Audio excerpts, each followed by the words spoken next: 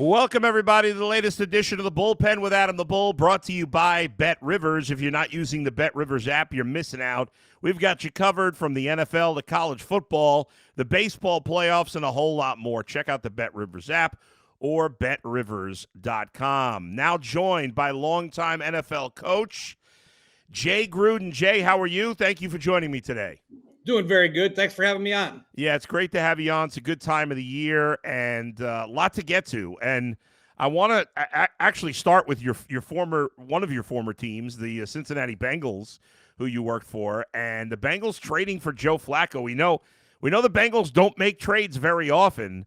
Were you surprised by this? And at this point, at 40, can Joe Flacco help bridge the gap to a potential Joe Burrow comeback late in the season? I'll tell you what, it's good to have an experienced guy in the building who's been through a lot of situations in his day. I think a veteran quarterback like this can help the Bengals have a great year and come back a little bit. However, the offensive line's got to play better. You know, the issue with Joe Flacco is inability to move in the pocket. And if they don't protect him, it's going to be a long year for him. So I like the fact they're adding a veteran guy, but I think they have to do a much better job of pass protection for them to have a chance. Jay, in general, and maybe I'm wrong. It's hard to quantify this. It seems to me, just as somebody who watches the games, that offensive line play is as bad as it's ever been. Do you feel like that's the case, or is that not accurate? A lot of teams, I feel like that is correct. You know, it's not good. A running game, especially, there's no holes for these guys to run through. None. A lot of teams can't pick up a simple TE stunt. It's brutal. Some of these quarterbacks have no chance. They're getting judged based on their performance, but when they go back to pass, there's two guys hitting them in the face. It's very difficult. So line play is tough. You got a lot of moving parts too, a lot of injuries when you're starting to add guys in from your practice squad in there at left guard or right tackle. It's very, very difficult. I've heard people. I know. I went through like 38 different line combinations my last 2 years. It's brutal. Yeah, it's true. I've heard people say, well, the defensive linemen have become so athletic. That's part of the problem. Defensive linemen rotate in and out more, maybe, and offensive linemen obviously don't. What do you make of it? I mean, are those legitimate reasons, or is there something else to it? That's some of it. I think the most important part for offenses is to be more balanced. Have the run and the pass equal. You can't be one dimensional, you'll get killed. Yeah. You look what Cleveland did against Minnesota last week. They did a good job. The short intermediate passes mixed in with some of the runs. They got the running game going a little bit, so they gave their quarterback a chance to have some success, not just drop back and let Brian Flores blitz the hell out of the poor kid. So there's ways around, having a poor offensive line and protecting your quarterback and protect your team. You got to have good balance and good creativity to get the ball out in space to your playmakers. Yeah, you mentioned the Browns there. Obviously, they turned to Dillon Gabriel, their third-round pick out of Oregon. I thought he played all right. What did you think of his performance, and what do you think of his future in the NFL? Well, I think it's still. I mean, it's a story untold. I mean, he's got a long way to go. I mean, I think Coach Stefanski did a very good job of protecting him in that game. I think he threw like 9 or 10 balls to the flat or screens, and another 4 or 5 completions that were just intermediate, easy completions. He only threw the ball down the field a couple of times. So that's the way you protect the young quarterback. Get the ball out of his hands quickly. Let him make good, quick decisions. Get the ball out to your playmakers. Let them make plays. Eventually he's going to have to push the ball down the field for some big plays. That's where they're lacking right now. Jerry Jeudy, somebody's got to make a big play for this offense to generate big chunk plays. That's where Dillon Gabriel's got to take that next step next week to try to come up with some big plays. You mentioned Jerry Jeudy. He had a breakout season last year with Cleveland after struggling his time in Denver. I mean, he's never really had a good quarterback that he's played with, but especially with Jameis, he put up some pretty big numbers last year. He's really struggling. The drops have been a problem. How hard is it to get over that when a wide receiver is dropping the ball quite a bit? Yeah, it's tough. The quarterback issues, offensive line issues, just productive issues. People start to press a little bit more. I feel like they got to make a big play right now. Otherwise, you're not going to get another opportunity till 3 quarters later. So I think he's just pressing a little bit. He's just got to calm down, let the balls come to him, and he'll be fine. But he's a good receiver. He just needs some stability at the quarterback position. And when the plays are there to be had, he's got to make them. He's got to be more consistent in that regard. Gabriel is, I think he's 5'11", maybe 5'11 and a quarter, whatever it is. Obviously, that's very short for a quarterback. Is a quarterback's height overblown, or is it really important? I think it's important, really. I mean, you can get by with a shorter quarterback, but it's difficult. Probably Drew Brees, probably the best 6-foot quarterback ever to play. Joe Montana was only about 6'1". Flutie was little, but it's hard for these guys to see, and it's hard for the receivers to see the ball coming out of their hands too. So you just see the guys like Josh Allen, these 6'5", beautiful specimens looking downfield. They can see everything and let it rip. Those are the prototypical quarterbacks. However, guys like Dillon Gabriel, they can't succeed. They just got to make sure they do a very good job of moving their feet within the pocket, find some throwing lanes, and get it done. But I would prefer a bigger quarterback if I was choosing it. Yeah, I don't blame you. Another short quarterback, not quite as short as Dillon Gabriel, but obviously the Browns had Baker Mayfield. He had his ups and downs here, but he was never this good. I mean, he has just exploded in Tampa Bay, and his biggest problem here in Cleveland, I thought, besides staying healthy, he turned the ball over so much, especially in big spots, and he's just not doing that anymore in Tampa. He admitted himself he had to grow up after his time in Cleveland, and what a different player this guy is. He seems like he's one of the best quarterbacks in football right now. Yeah, I mean, look at Sam Darnold as well. These guys take some time to develop, and Baker's an unbelievable competitor. Sometimes great competitors can't get out of their own way. They want to make a play happen on every play when it's not there. We used to tell a quarterback, man, don't make a bad play worse, and that's what Baker did early in his career. But now he is on fire, and he's had some really good players to throw to, which helps out a lot. He's got a good running game, a good offensive coordinator, good coach, and Todd Bowles is probably one of the most underrated coaches in the NFL. So he's got it all going. The confidence is at an all-time high for him, and his production is as good as anybody in the NFL right now, probably in the lead for MVP candidate right now. I had a fan say to me recently, we should fire Kevin Stefanski and bring in the Gruden brothers to coach this team. What would you say to that, Jay? I would do it. I don't know if I can work my brother again. I did that for 7 years, man. Love the guy to death, man. I owe him everything as far as my career goes. I've learned a ton from him, but working for him is not as fun as working against him, maybe. I don't know. But yeah, I think it'd be a great time. We're Ohio guys through and through, and it would be something that would be a blast. But Kevin Stefanski is an excellent coach, and they'll be just fine. Do you know him well personally or no? I do not know Kevin very well. Not at all. No, I never crossed paths with him. Do you think what to you makes him a good coach? Like what is it that you see with him that you think he's the right guy for the job? I think he's handled a lot of adversity in his career, and he's been coach of the year a couple times, right? Yeah. I mean, what the hell? What do you want? So he's done some good things. He's a good offensive play caller.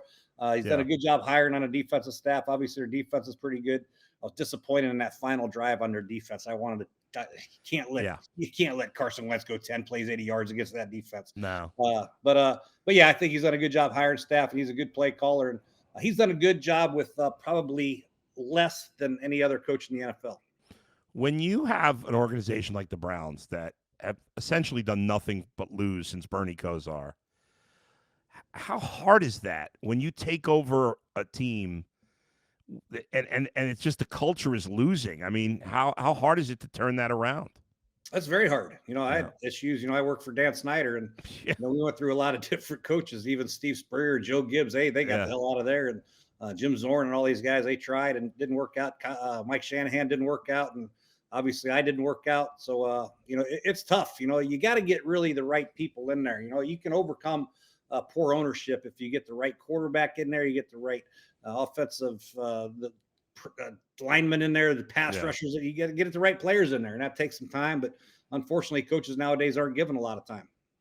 Yeah, it's a fair point. Getting back to the Browns here for a minute, one of the major positives, and there haven't been that many, but one of the big positives is Quinshon Judkins.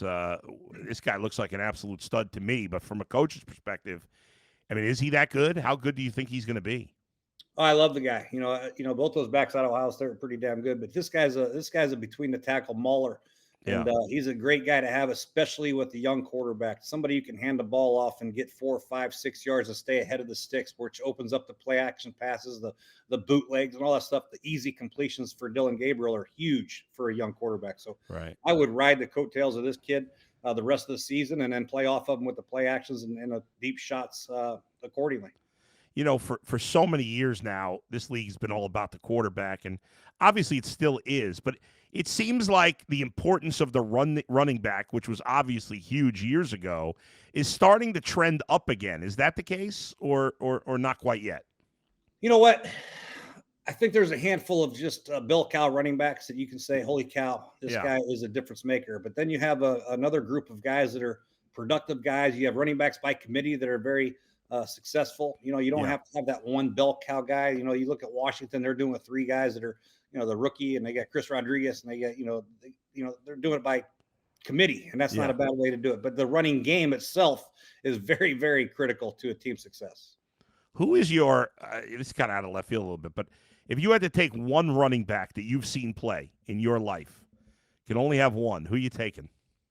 Well, I grew up a Walter Payton fan. That was my all-time hero, idol. So I'd probably take Walter Payton. But guys that I've actually coached with or coached against, Saquon is pretty damn explosive. What he can do in the passing game and running game is awesome. But I would probably still lean towards a guy like Christian McCaffrey. I love the versatility of Christian McCaffrey. He can run between the tackles, but him out of the backfield, I've always liked those receiving backs that can attack a weak side linebacker, get him in man coverage, get him out in space, and just tear up defense's face. And I think the dual threat of a guy like Christian McCaffrey, Saquon Barkley is what I'd like.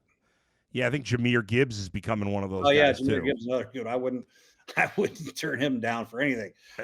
You talked about Walter Payton. I'm old enough for Walter Payton too, and just that 85 Bears team was something to behold. But I'm curious about like your thoughts on Barry Sanders, because every time I refresh myself and watch like a video of Barry Sanders, it's just crazy. Like some of the cuts he made, and he never played with particularly good teams. But man, that guy was just insane. Yeah, he was sick. I mean, he's probably the best of all time. I just said my personal favorite, but the best of all time probably is Barry Sanders. What he did with his size and his ability to make people miss and bounce off. He was like a little bowling ball, but he was explosive. He ran like 4.3. I mean, he was incredible. How about his college tape? I mean, he had his highlight film is by far the best of any running back, right?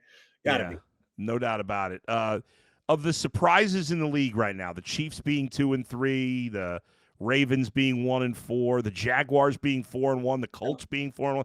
What is the biggest surprise of all those for you?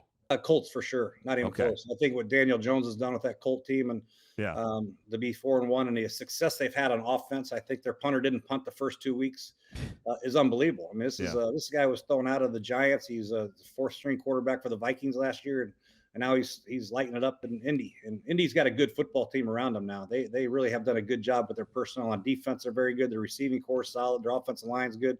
Obviously, Jonathan Taylor's a bell cow. So but still, that's still the biggest surprise that this guy Daniel Jones walked in there and taken them to 4-1, especially with the controversy with Anthony Richardson. You know what I mean? Yeah, 100%. I'm with you, because I saw Daniel Jones. Like, I think we all kind of thought Daniel Jones's career as a starter was probably over, and he's just been fantastic. And like you said, I mean, Jonathan Taylor now, we talk about great backs. I mean, he's one of the great backs in the league. I think Michael Pittman's very underrated as a wide receiver. And the kid, Tyler Warren's been great as a rookie at tight end. What an impact he's had. How about he went second in the draft? Colston Loveland went in front of him. I mean, Jesus. Tyler Warren's a monster. This guy's a 6'6". I mean, he is a game changer, man. Yeah, to have a good tight end like that means the world, too. I mean, that's another position that probably goes underrated. A guy that can block in the core and also get open and work out in space, and then work the seams with the size. I mean, it's huge. And it's rare to see, like we've seen it a little more lately because Brock Bowers was so good last year, and even Sam Laporta as a rookie. But it's not that common for a tight end to be this impactful as a rookie. Usually takes those guys some time to develop, right? It does. It does. But with his size and his speed, and it's not that hard for him. And he's a smart kid from Penn State. So, I think to have that type of player, I think really is underrated. Tight ends for me is for my offense. When we had Jordan Reed clicking and Vernon Davis at the same time, we were pretty damn good on offense. I mean, we were really good to have those two tight ends. It's a huge weapon to have in the running game and the passing game, obviously. Jay, the AFC North has been such a great division, but not this year. Obviously, the Bengals without Burrow, the Ravens without Lamar, not playing well. We know about the Browns. The Steelers just find ways to win every week with Tomlin. It's unbelievable. How good are they with Rodgers? Are they a legit contender? I think they are. Unfortunately, I hate to say it because I'm not a big Steeler fan myself. But yeah, Aaron, DK is a big player. They got the Calvin Austin to take the top off. The running game's okay. I think offensively they're like a C plus, but that might be good enough with that defense. As their defense gets better throughout the season, I think a C plus offense is good enough for them to compete because they get off the field quickly. They're going to get plenty of opportunities, and Aaron has still got a lot of juice in that arm, and he can get the ball down the field for some big plays. So yeah, I think they are a legit contender. I wanted to bring it back to the Browns to wrap it up with two guys on defense that I just wanted your thoughts on. First, the first pick of the second round, the Browns took Carson Schlesinger, who somehow was a walk-on at UCLA. This guy's been so impactful on the Browns. I don't think I've ever seen them since Clay Matthews have a linebacker that was this impactful right away. How does a guy like that go unrecruited, essentially? It seems crazy to me. A lot of height, weight, speed type things. He's probably a little smallish coming out of college or high school and grew up. And then once you put him on the field, all he does is make plays. He's in the right spot at the right time, has great anticipation, great instincts. He's fundamentally sound. And once you put him out there, the coach is like, I ain't taking this guy back off the field ever. That's the way it is right now. And I think he is an impactful player. He's showing that with the Browns. He was at UCLA. So, yeah, he's a hell of a player. You got to love those smart guys, tough guys that are overachieving type guys. That's the way he is. He's a grinder, and love him. How hard is it to wear that green dot as a rookie? That's difficult, man. It is. I mean, there's so much communication nowadays with the change of strengths, the motions, the jet sweep motions, all the RPO, all the crap going on, the no huddles. Very, very difficult. But if you can handle it as a rookie, you obviously have a hell of a smart brain in your head. So I think Carson, that's what his strength was, obviously at UCLA. I mean, you got to be smart to play with his size and speed and all that stuff. And he's definitely a smart player. So yeah.